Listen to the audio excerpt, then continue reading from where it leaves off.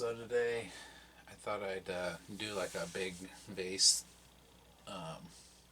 in real time. I usually post these as a time lapse, just because I don't know. I usually rock out like to some tunes during this, and just have a lot of fun. But figured I'd bring you guys along for a big vase, just to show you and explain to you while I'm doing it what I'm doing. So hopefully this is of some sort of value to you guys. Okay. So what I've got here is 8 pounds of porcelain. Just plop it down and kind of give it a little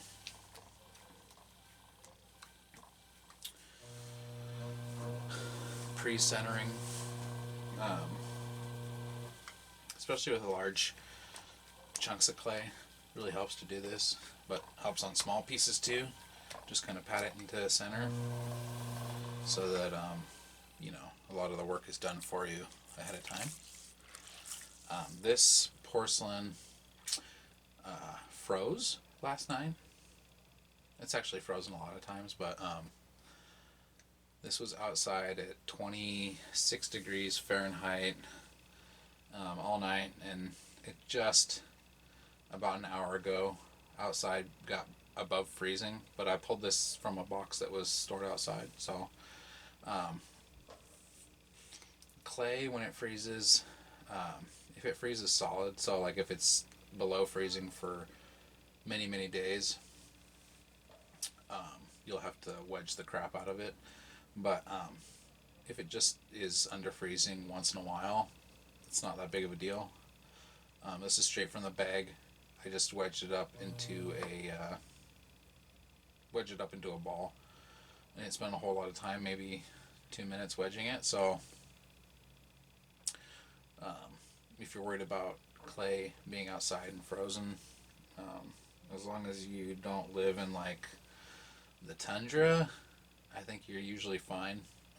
If it just reaches freezing once in a while, then like here in Seattle, it doesn't reach freezing temperatures all that often, so I store all my clay outside. I just don't have room indoors to store it. So anyway, so yeah, we'll just get started here, centering this 8 pounds.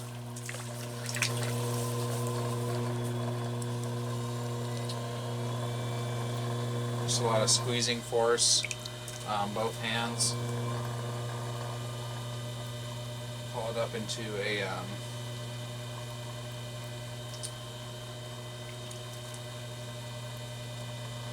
just like you would cone up and down normally. I like to try to cone up to where I want the piece to be when it's finished.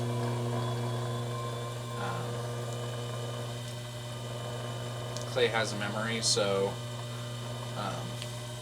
I feel like if I cone up pretty high while I'm coning, the clay kind of wants to be there. It tends to sag less during throwing.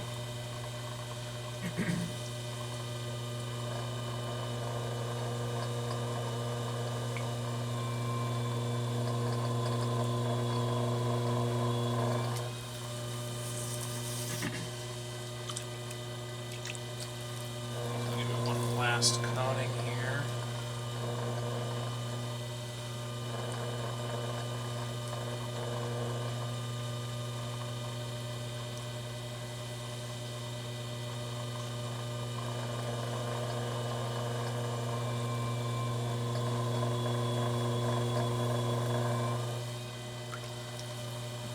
I feel we're pretty centered.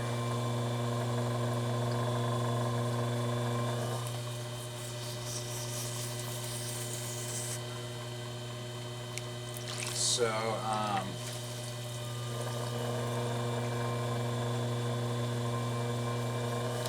just going to open it fairly high.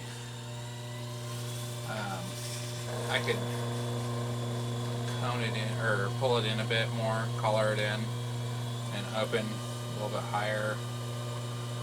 Since I'm going to go tall with this, might as well. So just using my fingers on my left hand to push down, and then a sponge in my right hand to add lubrication. I'm going down fairly deep, almost to the wheel head, because I don't want to trim this afterwards.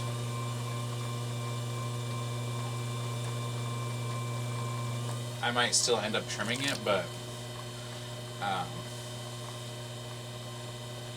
just a small foot into it usually. So just going to widen the opening in the bottom there.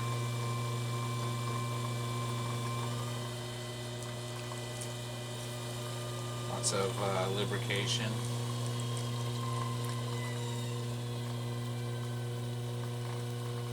And just as I open it in the bottom, I want to keep it from going over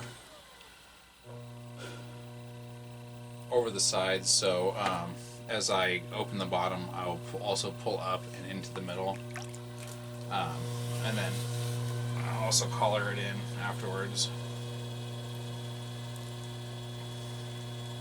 And be sure to compress that rim. If you're going to go taller, always be compressing that rim, just because once it gets really tall, you won't be able to compress the rim anymore, just because when you put downward force and the walls are thin, it'll want to sag down. So yeah, so let's go for a nice little pull here. This is kind of just like a bulk pull, moving a lot of clay up into the walls from the bottom.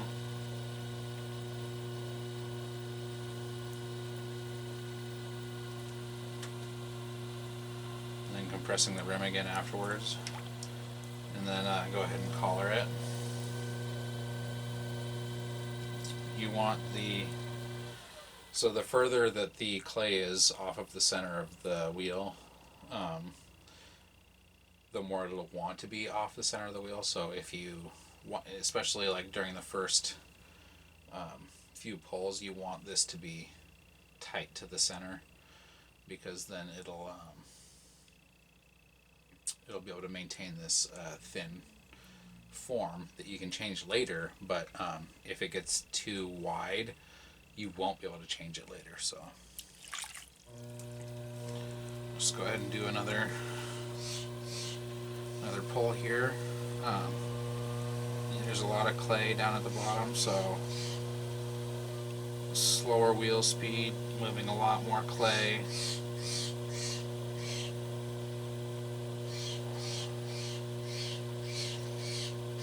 And this does take some muscle. You want to put some muscle into it, you know.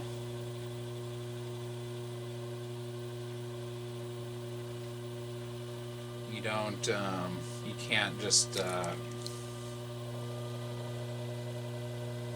fiddle with it and make it bigger. It just doesn't work that way. You can move a little bit of clay with light pressure, but you can't move. And then if I'm smoothing out the walls, you know, making the walls uniform, I'll use less pressure, and you won't get any height out of that. You might actually lose height evening out the walls. But if you use light pressure when you're pulling your walls initially, then you're just not going to get very far. You need heavy pressure from the outside, and then you want to match that on the inside so that you can move the clay. It's just finding that sweet spot, kind of where you're not pinching the clay and making like thin spots inside, but you're maintaining kind of like a cone shape all the way up to the top. So it'll be thicker at the bottom, the walls will be, and then they'll get thinner towards the top, and you kind of want that just for stability reasons. So we'll go ahead and do that.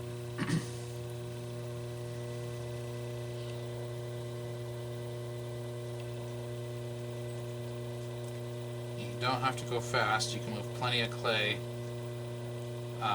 going slow. You just want to match your pull to the wheel speed.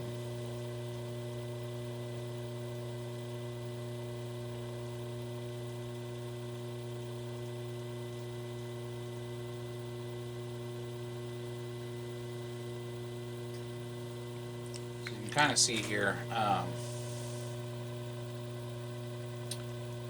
press the RAM. You can kind of see here, there, it looks like a wobble. This is where it's a little bit thinner in the form.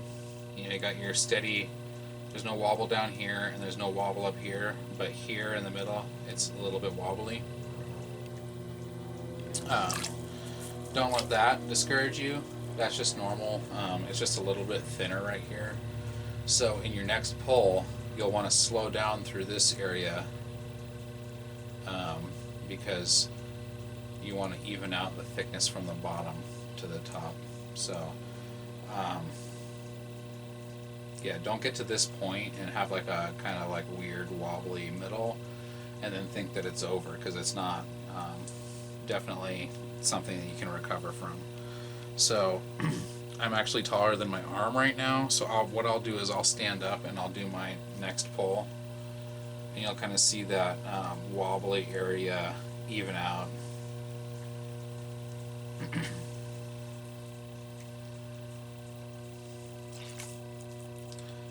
When I stand and pull, I just go a nice slow wheel speed. But it's easier because your arm is straighter.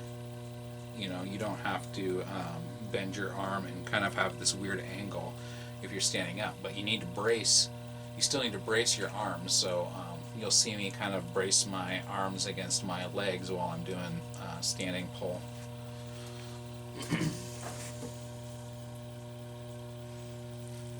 So I'm bracing this arm against this leg.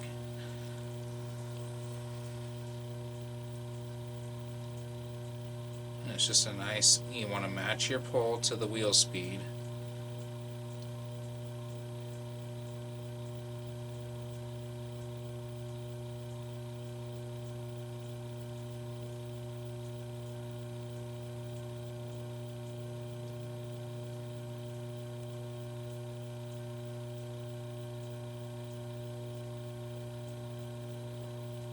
Get to this kind of wobbly area, you want to go a little bit harder.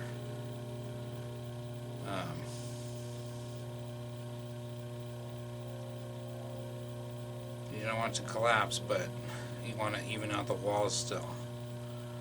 So we'll fix this wobble when we get to the next stage, which is using a rib.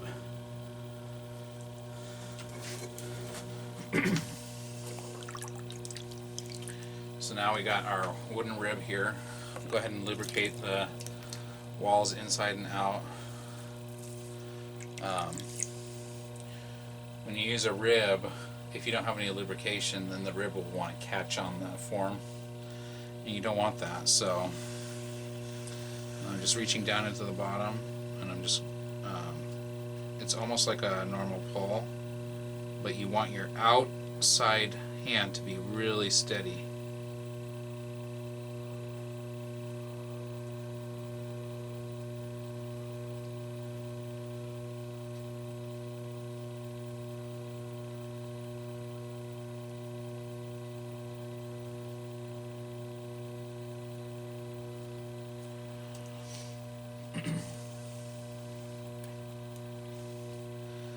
So just do that again.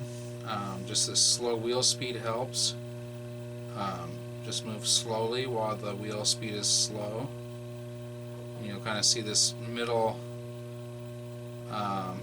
area start to even out here. And maybe this isn't maybe a traditional, like, beautiful way of throwing, but it definitely works. So you You can see that that wobble in the middle is kind of gone now, and it's because we've stretched the clay out to where it will absorb that wobble. So it was kind of like folded before, and as we move the clay out, it kind of unfolds itself. And as long as you have that nice, steady, even pressure on the outside, your hand will be able to move clay up through the inside and out to eliminate that wobble or wrinkle. So we'll just rib it one more time. I'm going to start moving clay out to give it to some shape.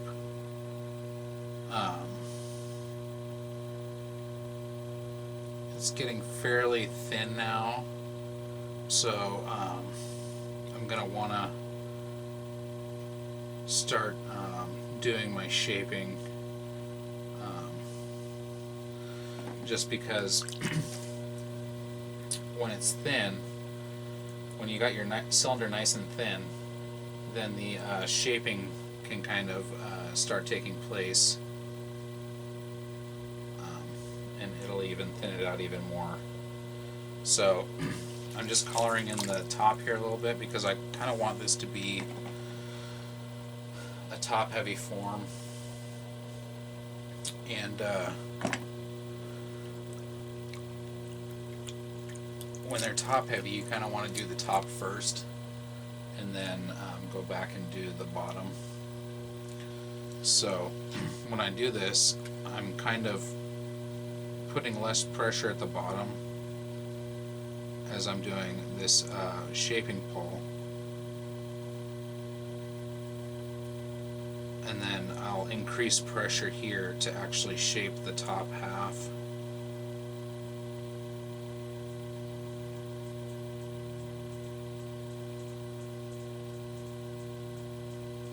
But I don't want to open my rim too far, so as I get towards the top, I let this hand put more pressure, and this hand just kind of guide it up into shape. It's just as thin up here as it is down here, so we'll give it one more kind of shaping pull.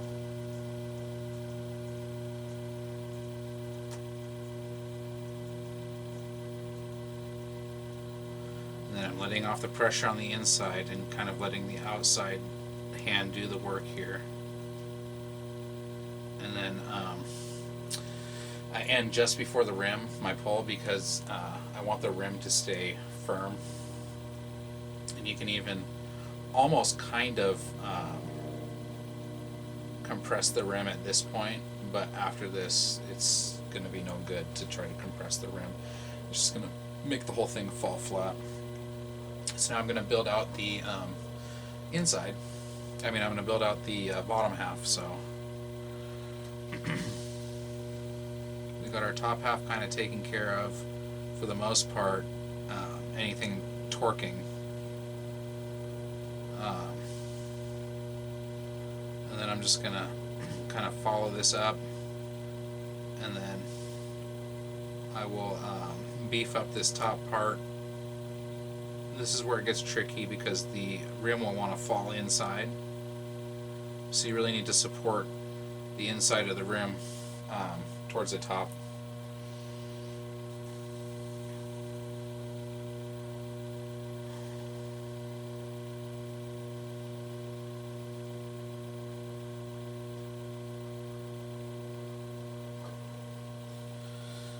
So we've got a pretty decent shape here. Just kind of, you can refine it. Don't put too much pressure on the clay at this point because it's very thin. It's going to want to flop down towards the bottom if you let it.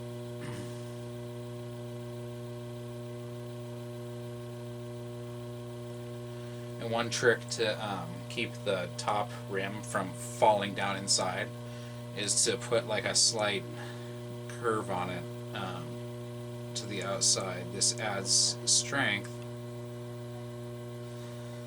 to the rim. So yeah, this is kind of just a way to throw kind of a larger vase,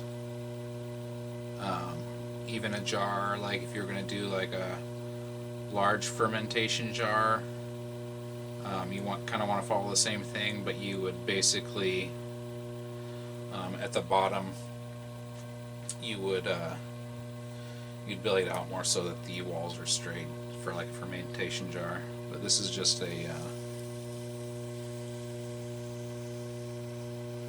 this is just a big vase.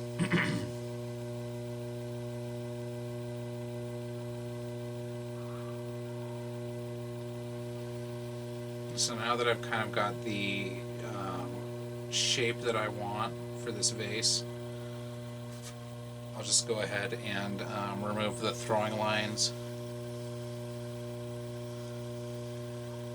Easy to do with a metal rib. You can bend the rib to kind of meet the angles that you want, and just remove the throwing lines. It's not a big deal. So something like that. I think that looks pretty good.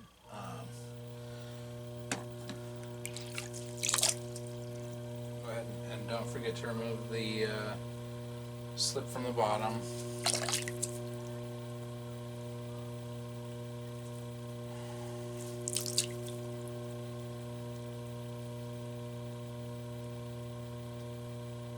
Still fairly sturdy. And then if you have like maybe like a flat spot or something that you don't really like, you can, while you're taking your slip out, you can just use your sponge to push that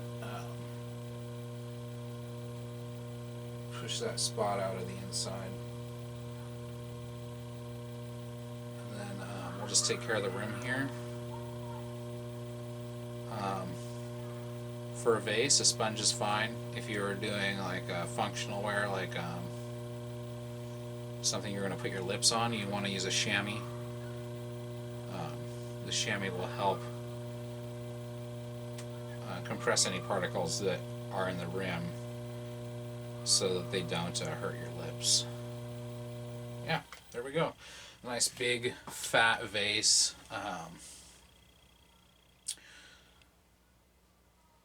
You know, just kind of a step-by-step so you can see what I do maybe during my time-lapse videos. It's not a big undertaking. It just takes even pressure, strength. So don't be afraid to, you know, make a bunch of 5-pound balls. You know, break up a bag of clay into 5 pieces, and then just kind of go through it and see kind of how the clay reacts as you're adding more pressure, because the bigger that you go as far as weight goes, the more strength that you actually need to move the clay up. So yeah, I hope that helps. Thank you for watching. I'm going to have a big store update here in a little bit, so that'd be great if you want to buy some of my pots. Right now I've got mugs on my store, VasePottery.com. The link's in the description. But I will be adding some bubblers, bowls, stash trays, just some, you know, just a bunch of random stuff I'm going to be adding here in the near future, probably in the next week or two. So keep an eye out. I will post when I add stuff to my store on Instagram, so if you follow me on Instagram, it's just you know, the @ sign and then my name, Liam Besaw, also in the description. So if you're interested in buying one of my pots, then go ahead and add me on Instagram, and I will actually probably do another video just to show everything that I've got for sale once I post everything. So anyway, thank you for watching. I hope this helps you make bigger pots, and yeah, just get to throwing. That's the only way you're going to get better. So I will see you soon.